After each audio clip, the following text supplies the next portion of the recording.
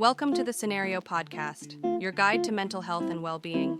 Each episode, we uncover practical tools, discuss expert insights, and explore how supplements can transform your mental health journey. Get ready to learn, grow, and thrive with us. Okay, so you're here because you want to get right to the heart of things, yeah. Understand stuff quickly, effectively. No fluff. Exactly. So today, we're doing just that with mindfulness meditation. We'll cover what it is, how it works, the real benefits, all without you feeling like you need, a decade of silent retreat to figure it out. Right. We're using a great source doc here, Mindfulness Meditation, what it is and how to practice it. And our mission, basically, is to pull out the key takeaways for you. The useful bits. Yeah, the stuff you can actually grasp and maybe even try without getting overwhelmed. Okay, perfect. Let's dive in. Mindfulness meditation. It sounds kind of serious, maybe a bit mystical. It can sound that way, but think of it more like mental training. Training. Yeah, focused training.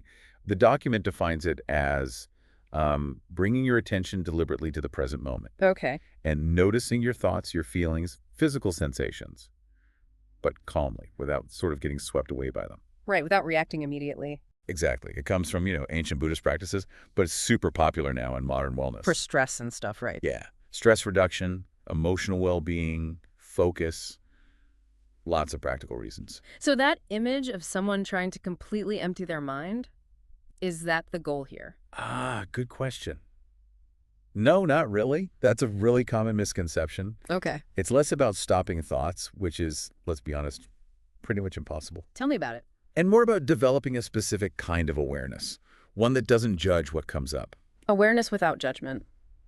Yeah. You just become more conscious of what's happening inside and out. Yeah. And that can lead to, more clarity, better emotional balance, and resilience. We could all use more resilience. Absolutely. Okay, awareness without judgment. That sounds tricky. How do you even start building that skill? Like, what are the core pieces? Well, the document breaks it down to the three key components. First is attention. Attention. Right.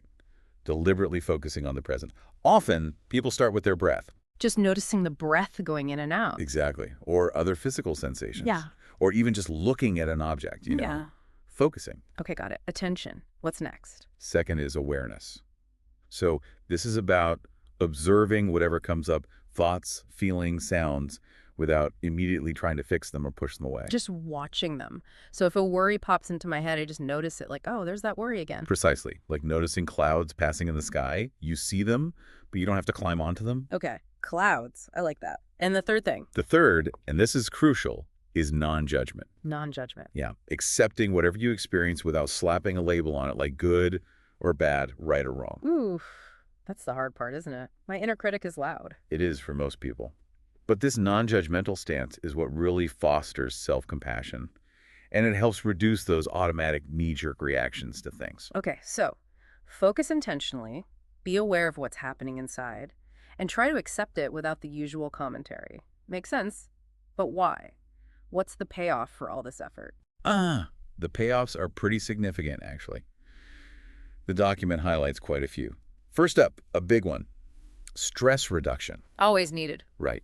Mindfulness helps regulate your body's stress response system. It can literally lower cortisol levels, the stress hormone, and just promote a feeling of calm. Okay, less stress is a huge motivator. What else? It also really enhances emotional health. Studies show consistent practice can lessen symptoms of anxiety and depression. How does that work, though? Well, by observing your thoughts and feelings without judging them, you start to create a bit of space. You're not so tangled up in them. So they don't have quite the same grip. Exactly. You're less likely to get stuck in those negative loops. Another key benefit, it improves focus and concentration. Like a workout for my attention span. Pretty much. You're deliberately directing your attention, strengthening those mental muscles. This can boost cognitive function, make you more productive. Okay, I could definitely use that. My brain feels like it has 50 tabs open all the time. You're not alone there. It also promotes self-awareness. Just by paying closer attention, you start to understand your own patterns better. Patterns of thinking, reacting. Yeah, which helps with self-regulation, making better decisions, maybe breaking unhelpful habits. Seeing my own patterns clearly. That could be powerful. Any other benefits? One more the document mentions is support for physical health. Things like potentially lowering blood pressure, improving sleep, maybe even boosting immune function. Wow, okay. That's quite a list. Stress, emotions, focus, self-awareness, even physical health. Sounds almost too good. Is there actual science backing this up? Oh yeah, definitely. There's a growing field of research. The document mentions neuroplasticity. Right, the brain changing itself. Exactly. A mindfulness practice actually encourages this. It helps build new neural pathways, ones that support things like emotional regulation and resilience. Your brain is literally changing. So practicing mindfulness actually rewires my brain over time. That's what the science suggests. For instance, research indicates it can lead to changes in the amygdala. That's the brain's fear and stress center. Changes how? Smaller, less active. Both, potentially. Yeah. Reduce size and activity. At the same time, it seems to strengthen the prefrontal cortex. Which is the thinking part. Right, involved in attention, decision-making, self-control, and also the hippocampus, which is key for memory and emotional regulation. So less fight or flight, more focus and control. That's a good way to put it. Less reactivity, more thoughtful response. Okay, that makes the benefits seem much more grounded. Now, the document also mentioned using mindfulness for specific conditions. Yes, it did. It highlighted areas like anxiety and depression where it can help reduce that constant worry, the rumination. Getting stuck in negative thoughts. Yeah, and for chronic pain. Yeah. It's interesting here. It's not about making the pain vanish, necessarily. About changing how you experience it. Exactly. Shifting focus, improving coping. It kind of turns down the volume on the emotional reaction to the pain. Which might make the actual sensation feel less overwhelming. Okay. Also mentioned with PTSD. Mindfulness can help manage intrusive thoughts and triggers by grounding people in the present. Grounding, like focusing on the breath again. Or physical sensations, yeah. Bringing you back to the here and now. And finally, sleep disorders. Calming the mind and body can definitely make it easier to fall asleep. Makes sense. A racing mind isn't exactly conducive to sleep. Okay, so I'm sold on the why. How about the how? How do you actually start practicing? What are the basic steps? Okay, the basics are pretty straightforward. First, find a quiet spot, somewhere you won't be interrupted for a few minutes. Easy enough. Then, sit comfortably. Chair, cushion, even lying down is okay, as long as you stay awake. Good posture helps back straight but not stiff. Right. Comfortable but alert. Then what? Then you focus on your breath. Just notice it. The natural rhythm, the feeling of air. No need to change it, just observe. Okay, focus on the breath. But my mind will wander, guaranteed. Oh, absolutely. Everyone's does. That's where the next step comes in. Observe your thoughts. Observe them. Just acknowledge they're there, without judging yourself for having them.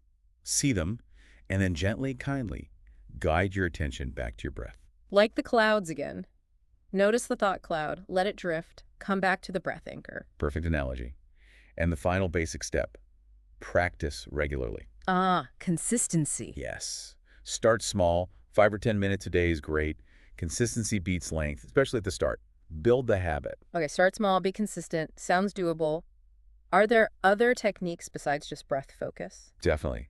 The document lists a few. There's the body scan. What's that? You slowly bring your attention to different parts of your body, head to toes, just noticing any sensations, warmth, tingling, tightness again, without judgment. Interesting. What else? Loving kindness meditation. This one's about actively cultivating feelings of warmth, kindness, compassion.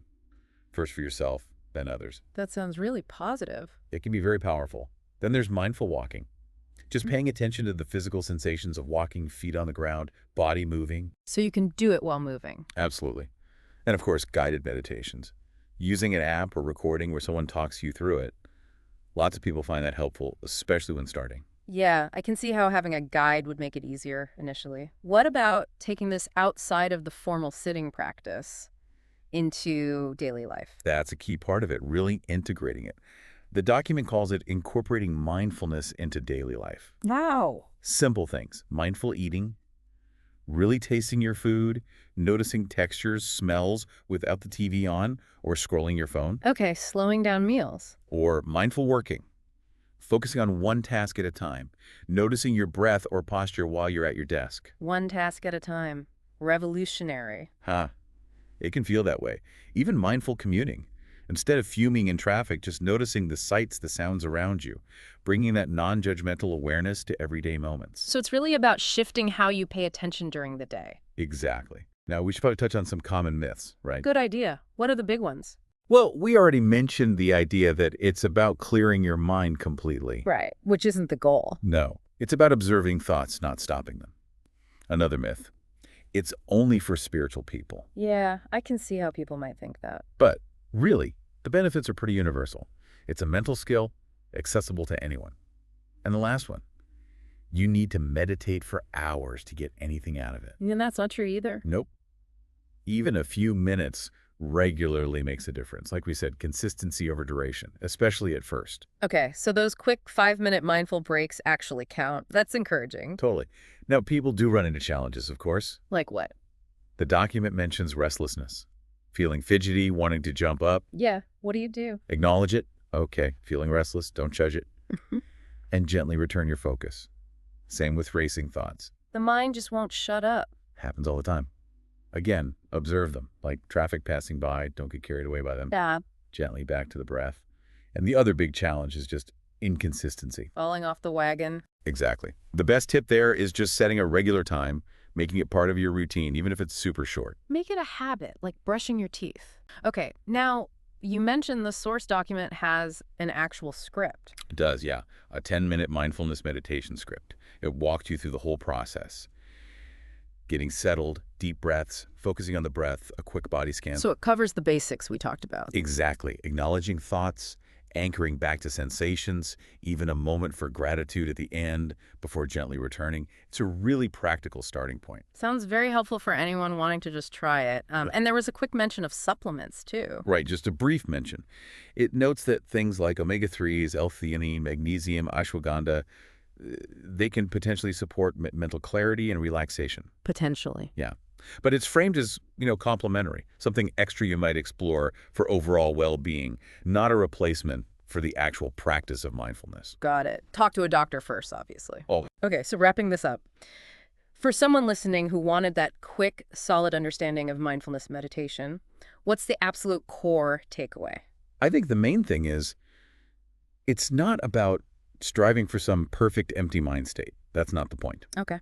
It's really about learning to observe whatever you're experiencing, thoughts, feelings, sensations, with openness and kindness, being present with what is without judging it. Present and accepting, not forcing or fighting. Exactly. And if you practice that consistently, even just a little bit each day, that simple awareness can genuinely be a powerful tool for clarity, for emotional stability, just for overall well-being. So if this resonates with you listening, Yeah.